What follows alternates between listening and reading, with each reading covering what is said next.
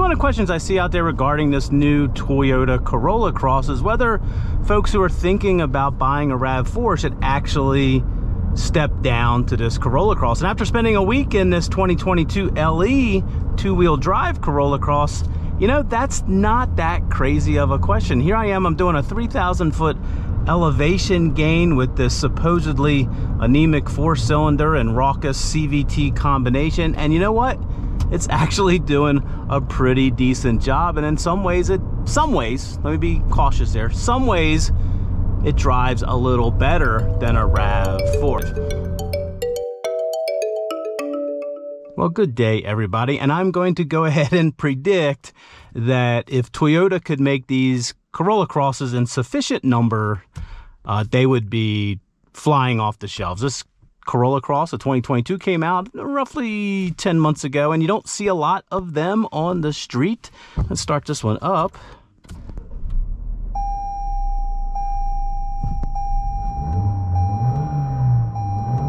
Yeah, you don't see a lot of them out there on the streets. You don't see a lot of new cars out there just because the cars are just trickling off the assembly line. But this Corolla Cross, without a doubt, would be flying. This is one of those cars that if you're a Toyota loyalist, you could buy one of these sight unseen. So let's just hop out and take a quick look. There's mosquitoes all over. So this specific one is in a really good red. If you haven't seen the Corolla Cross before, it's about 5 inches shorter than the RAV4. It's very conservatively styled, and Toyota knows their customer down to a T. They know their customers will eat these up. Styling wise, not quite as rugged looking as the RAV4. The one thing I do like about this car styling wise is the front. I really do like the grille. I love the headlights. You get LEDs here, but you do not get LED daytime running lights, which is a little disappointing. Very, very attractive vehicle. There's absolutely nothing about this where you go, ooh, that doesn't look good. Let's take a look in the back. Okay, so what's going on with this compared to a RAV4? So my hunch is it's about 5 inches shorter. They probably took about 2 inches out of the back here. In that RAV4, I could reach in and put these seats down, which I can do here. Well, there you go. Not quite a flat load floor when you get those all down.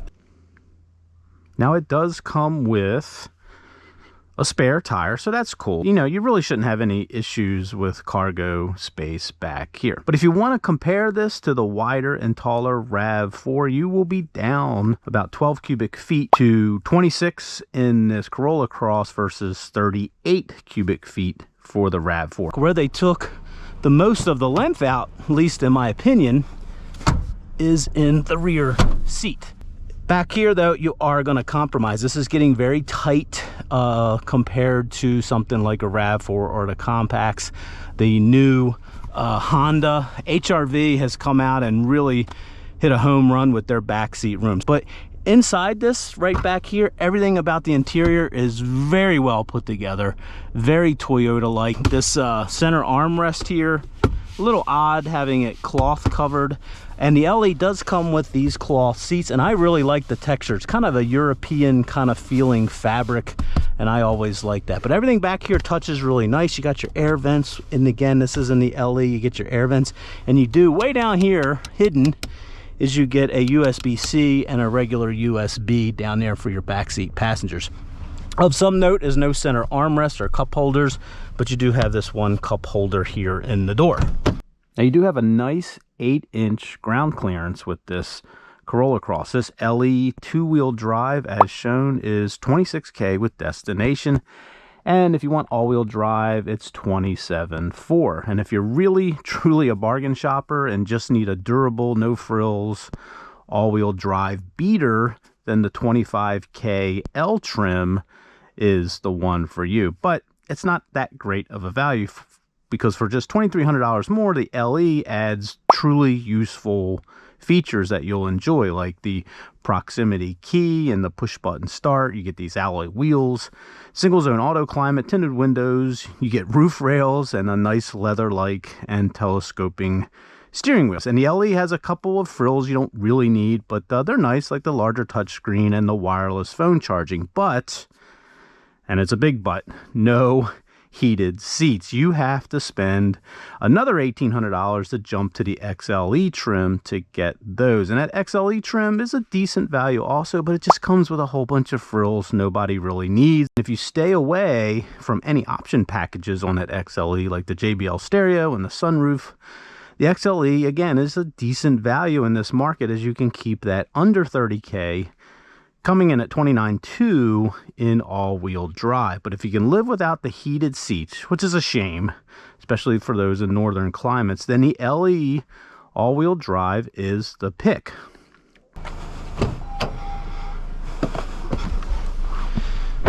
Another nice thing about this LE is the seats are really comfortable, even though they're not powered. There's no lumbar. I have found them to be pretty comfortable this week. Very, very sturdy shifter, Toyota-like. Down here you got your parking brake, your hold assist in traffic that'll set your brake in traffic. The one nit I do have, another nit in this interior, is these cup holders. There's nothing in them to grip your cup. And you do have a 12 volt down in this little guy right here. Great feeling steering wheel. They didn't cheap out on the steering wheel here. Everything else here is classic Toyota Camry RAV4 steering wheel as far as where all the controls. Very, very easy to use. Gauge cluster. LE comes with 2 analog gauges. I like these gauges. They kind of have grown on me over the last week. I'm always a big fan of analog, but these kind of look, you know, a little stylish. You know, the other nit is this plasticky door handle. Oh, and you do have 4 auto down windows and auto up, so another nice little touch. You get LED lighting in here. All these lights are LED, which is nice. Nothing cheap about those. I think it's a little bit more of a blind spot back there, but out the front visibility is great. The A-pillars aren't too bad, and you get this little quarter window, so visibility out the front is pretty good. Okay, let's take a drive. Before we get started, this Apple CarPlay, and at least Apple CarPlay hooks up really, really well. This is pretty easy to use. It's pretty fast. If you go over to CarPlay, it's really, really responsive. So, you know, no complaints there. It's kind of a plasticky, not quite a glass feeling. Get some tiny knobs right there. So, I don't know. These infotainment systems are getting to the point where they're all decent. Anyway, let's hit the road.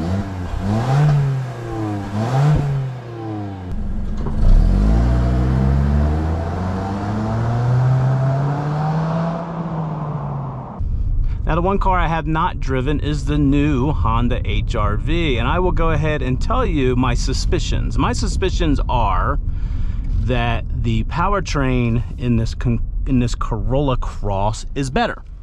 However, I would suspect, based on what I've seen, that the new HR-V has that handling, Honda classic handling feel. So, but powertrain wise, I'm gonna bet that this is a better powertrain. Now, powering all trims is a 2-liter direct import injected, naturally aspirated 4-cylinder. No turbo here. Reliability and simplicity is the name of the game here, and that's what makes Toyotas desirable. Torque is what gets you moving, and the horsepower keeps you going, and that's what makes this a pretty decent highway cruiser. And we had it out on the highway, so let's go over to that section now.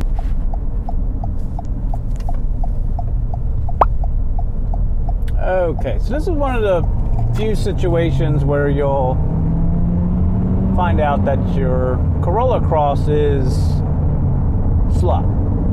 This is a 9, well, that was downhill, but we got up to speed there pretty good. So this is a 9.5 to 10 second 0 to 60 car. 90% of the time, just driving around, you're not gonna know that this is a slow car. It will feel just fine. But even at that, it's not unacceptable. Its acceleration is not unacceptable. You will be able to get up to highway speed just fine. You will be able to pass people just fine. You know, and the other nice thing about this out on the highway is that it cruises really, really well. So, but you can cruise at 70 or 80. The RPMs don't go too much above 2,000 most of the time. When you're going up steep grades, the engine doesn't really struggle, and that's because you do have 169 horsepower versus like the 140 to 150 you see in some other cars. Let's keep working ourselves into traffic here.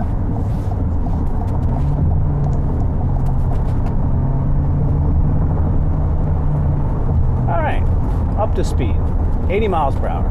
Now this does have a let's just go over some of the other features that I forgot to mention earlier up there in the mountains. Was we do have automatic high beams that work really, really well, and you also get Toyota's full suite of safety. So it starts with adaptive cruise control, and it's a really good intuitive cruise control. Does a very natural stopping and accelerating. Well, it's a little excessive on the accelerating, but it's pretty natural cruise control.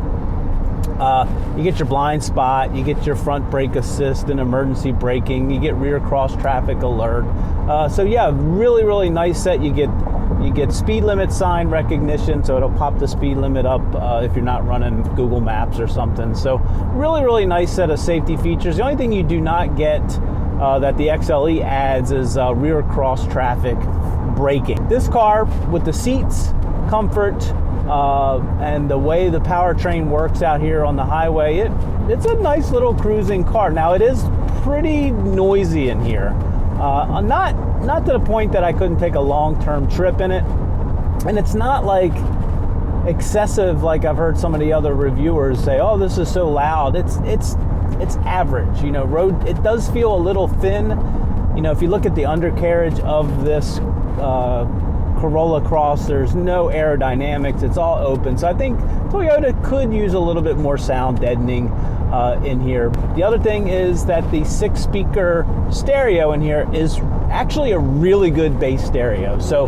you know, that JBL, don't spend the money on that. But this 6-speaker, you're trying to save money. I've enjoyed the 6-speaker. It actually is one of the better bass stereos that I've heard. Nice, real clean bass in it, which is really surprising given that it's only 6 speakers. Like all Toyotas, if you do the lane keep assist, it does when you're doing radar cruise control. It's pretty nice. It does a really good job of lane centering. I don't keep it on trips because it kind of fights and tugs at you, and it just kind of just annoys me personally. So just use radar cruise control without that. The other thing I will mention is it's comfortable as far as highway undulations and bumps. Remember, I said it's a little bit, or maybe I did, I'm not sure, but I said it's a little bit more softer sprung than a RAV4. And this specific model, which has 16,000 miles, is completely rattle free. Not one rattle, not one squeak over all kinds of different pavements. All right, let's take it back to the mountains. Talking about fuel mileage, and that's the funny thing about this Corolla Cross versus these other bigger, or any of these subcompacts versus their compact brothers and sisters, is that they don't do a whole lot better. I think you're gonna get about 2 mpg better in this Corolla Cross versus the RAV4, but whether it's 2-wheel drive or 4-wheel drive. So this 2-wheel drive will get 32 overall. It'll do a little bit higher than that out on the highway, but it does about 30 around town. So with the CVT, what you get is you get a compression between around town and highway driving. Now the RAV4 actually has a little bit firmer ride. Feels a little bit sporty. What Toyota has done with this Corolla Cross is they've softened it up a little bit, which is a little odd to me. It just seems like you'd want this to have a little bit sportier suspension, but this rides really well. It's really comfortable over bumps, and it just doesn't have that kind of snappy suspension feeling of the RAV4, despite having a shorter wheelbase. Now, the one thing that I will give the edge to here on the Corolla Cross is the brakes. And I like that RAV4 brakes, but man, these have been impressive this week. Very strong. Pedal feel is very Toyota-like, but this car stops in very short distances. It holds a line straight, and for that, this gets the nod. Now, handling, you know, it's not worth really saying a whole lot about handling in these tiny subcompacts. You know, but this is a very nimble car. It feels a little bit more nimbler. It's a smaller and slightly lighter car, but I don't have any issues with the handling. I'm up here on these curvy roads right now, and it's confident. The car's not wallowing left or right or anything like that.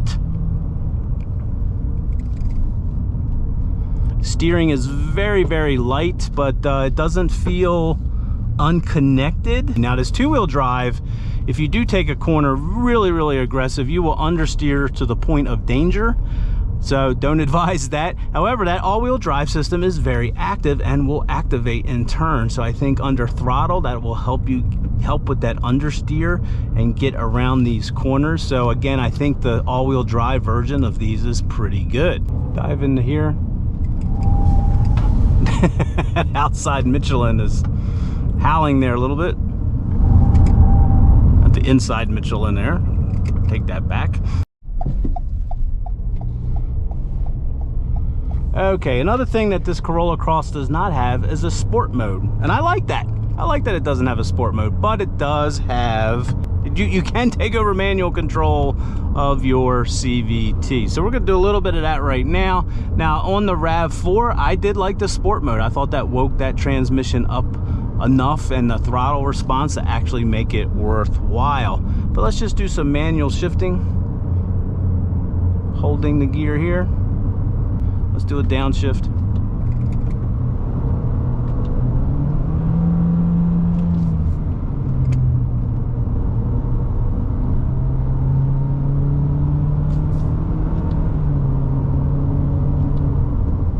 All right, shifts pretty good. Yeah, I think what Toyota has done here, I think this CVT is working really, really well with this engine. They've done a really good job of pairing them together, and the shift points are noticeable. A little bit of rubber banding, but all in all, not too bad. Now they talk a lot about that first gear being a real first gear. I don't know if that's worth it or not. I can't really tell. You know, you kind of hear it clunk in the second or clunk in the first sometimes, so there is a little bit of a, you can tell it's different. Uh-oh, better downshift.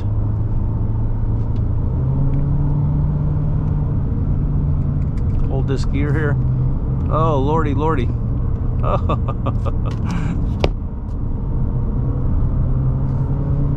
Upshift. All right, I'm gonna do this uphill dig. We're flooring it.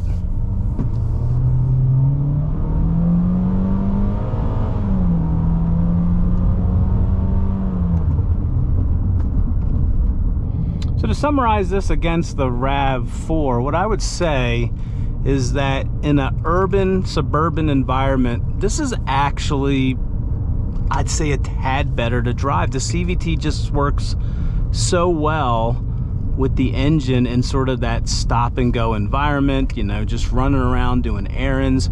Where the RAV4 is going to excel is just sheer acceleration. It's much faster. I think it handles a little sharper, but you're still dealing with that 8-speed transmission that's just not quite as smooth as this in an urban environment. And obviously when you get that RAV4 out on the highway, it's going to just be a better quiet cruiser. Now, one thing that I think is a little odd with Toyota is the demographics. You know, they've styled this in such a way that the same older demographic group that's grabbing RAV4, oh, watch squirrel, they're gonna grab these up too. So maybe they're leaving some room in the lineup for something a little edgier, maybe a little outdoorsy, a little bit more rugged, TRD or something like they do with the RAV4. And you know, that would appeal to the more younger, outdoorsy type buyer. Now, what's the wild card here? The wild card here is the Corolla Cross Hybrid.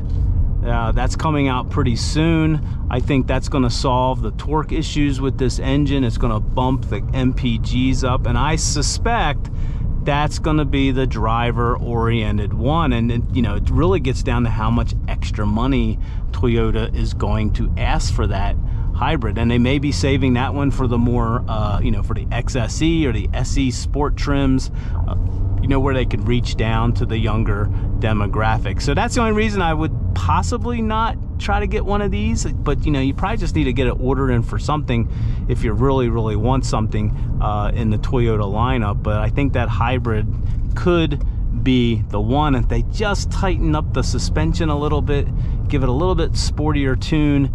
That would be the one to get if you like to drive. All right, let's go ahead and wrap this up with final thoughts. Should mention that this is built in the US plant with the US Toyota Mazda plant. I think it's in Alabama.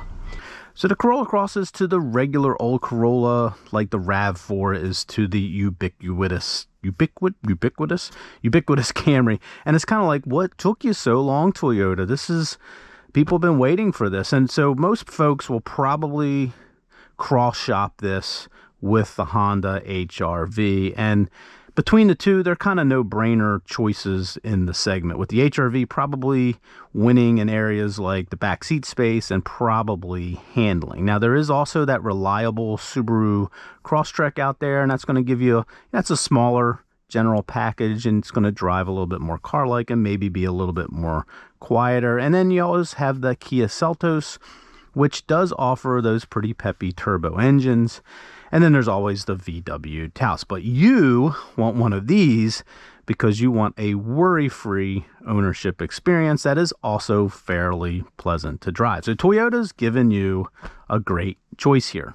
Well, there you have it. Again, let us know your thoughts. And if you have any questions at all about this Corolla Cross, spent a lot of time in it, please also leave that down below. And like this video and consider subscribing. That would be a huge plus for us, and we'd be very grateful. So again, thanks for watching today, and have a great day, morning or evening, wherever you are.